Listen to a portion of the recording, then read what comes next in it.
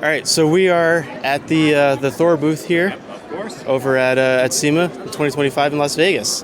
This is the infamous Josh V, and we got his pressure washer right here. Yes, sir. And yeah, obviously the coloring just brings you right in. So Do good branding between everything. So, Yep. do good branding between everything to kind of really just tie it all together. awesome. So, this is your first big product, right?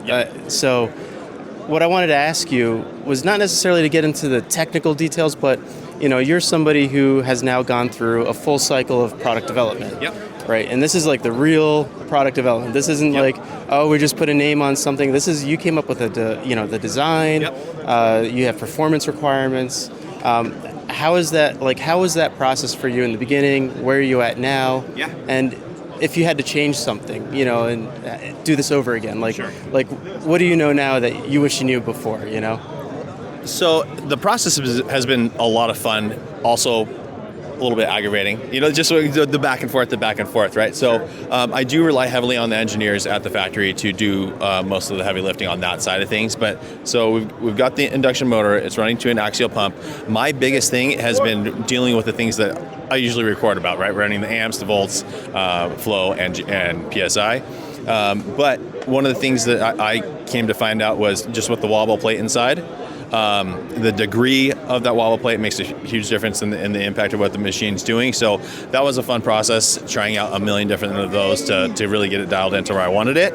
The design process really fun as well. It was an interesting thing where the designer came back with this first, and then I made some reiterations, and I was trying to explain it, and it kept getting further and further away. Mm-hmm. And then I'm looking at it, ultimately, this was it. Let's go back to the original deal. It was perfect. So as far as the motor inside goes, just a compact little induction motor unit. Slight RPMs were right around 3,500 RPM, running into the axial pump, and then. The cool thing that I like about this one is you can use it either horizontal or vertical. So we're going to be running a cleat system so you can mount it vertically on the wall to keep it nice and simple. What I wish I had known going into it, I think, number one for sure, is that the process takes a lot longer than I thought it would. Sure. Yeah. That's the people think that you can just change something willy-nilly. Yeah. There's a lot of tooling. There is even ton. Just the pattern. Yeah, right? exactly. It's not software. It's not an app that you just update. Right. It is something over the air, real easy, super fast. No, you actually have to cut metal to get this stuff. Yep, absolutely. So that process, that was the biggest takeaway for me, and which is really nice for moving forward with things, is having the realistic expectation of what it's really going to take. Right. Definitely. Yeah. Cool. So I mean, where are you now with the pressure washer? Are we close to releasing, or is it released? I'm kind of out of the loop. So sure. Let me know. Yeah. Yeah. So really, I just finalized all the specs. So the biggest thing that I was having an issue with is the factory was getting different numbers than I was. So we were going back and forth with that. It was a case of the numbers were pretty close on PSI and GPM, but the amperages were different. Okay. I was really close, like firing it on, it'd be bouncing it right at 15 and then coming down. But they were coming in quite a bit lower than that. So we were trying to figure that out. I tested the voltage that was coming out of my wall, tested how much it dropped when firing on the machine. So we got that all sorted out finally. It was a case of if it should be really running at the amperage that they're at, I was like, what else can we can probably get more performance out of it then. So all that's sorted out now and good to go. We're starting the tooling process. So all that's going through. And I'm sure you have a better idea of this than me, but they give me all of the kind of a date structure of everything. Okay. Some of them seemed long to me.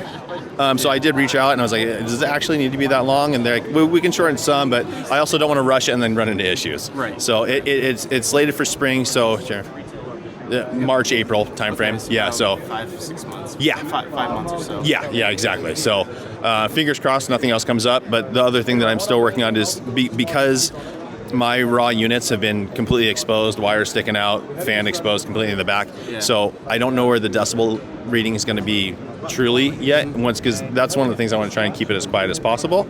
So we'll add some sound deadening and things like that to the unit. That's fantastic. This is fantastic. It's one of the. It's actually, in my opinion, one of the best looking pressure washers. Thank you. I think we're getting into that point now where like aesthetic is a huge thing, and actually, when we look at your brand, we've got the teals going on, and actually I wanted to touch on the hose. Sure. Yeah. Well, how is that different? Like that's a different type of product development because now you're not going from. This is from a blank piece of paper. Yes. The hose was a little bit different. You had to work with ProPulse. Yeah, they're the makers of Uberflex. Yeah. So they're here in the States, which makes things really, really nice and easy. So that was. I've always talked about the Uberflex hose and how I like how lightweight it is and all that kind of stuff. So that was pretty easy. I would just full transparency. I would like to do some sort of a push connect style fitting there. At the same time, these are spec'd for the hose, so adding that in just takes more and more time. Sure.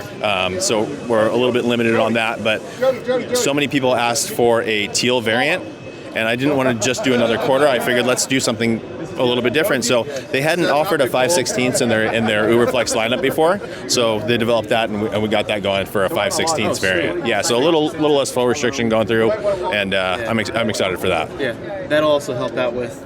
Absolutely. Yeah, exactly. Right? Exactly right. A little bit. Yeah. But definitely good for that direction for sure. What lengths are you going for? So the 5/16? this one will be a 50 and 100. Oh, sweet. 50 and 100, and then this one people are asking for 100 as well. So on the next batch, there's 100-foot variants coming through as well. Awesome. And then now as I walked over here, no worries. This is the DIY. Well, we're gonna give DIY some credit here. Yeah. I lost my other microphone. It happens. The show's good. These things happen. Yes. So I noticed that when we were looking at the guns, they're 3D printed. Yes. So obviously this is a prototype, right? Yeah. So I'm doing. There's more stuff that I want to do with this, but most of the things are going to be the same. I'm going to try and change the geometry of the trigger a little bit. I just got some feedback for people with smaller hands. They don't want to reach as far, so I'll change the geometry of that a little bit.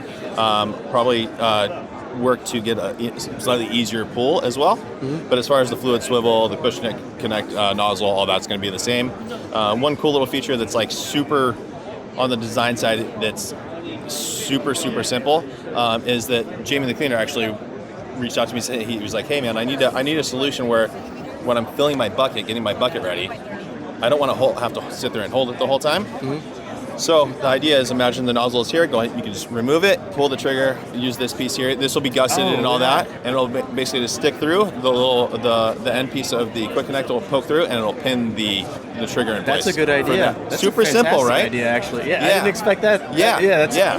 That's a good one, dude. Yeah. That's a good one. It's so simple. I think it's been overlooked. I was like, yeah, that makes sense. So I'm super excited for that. And then I may be able to do some module, if someone doesn't want to use it that way, we may be able to do something where you can clip in a piece and have a nozzle holder or whatever else. Got it. Oh, that's awesome. Yeah. Well, that's all that I have. Beautiful. For questions, man. I appreciate your time. Absolutely. Thank you very much. And best of luck with the product line. Thank you. And getting this stuff out to market. That's a huge achievement. So thank you very much. Yeah, it's been a lot of work. Yeah. All right. But as you know already. Yes. And I did. Yeah. And now I realize. Yeah. Now you're getting in it. Now you're in it, man. For sure. Cool, dude. Right on. Thanks so much. Yeah. Man. Thank you. Appreciate it. And good luck, man. Beautiful. Thanks so much. See ya.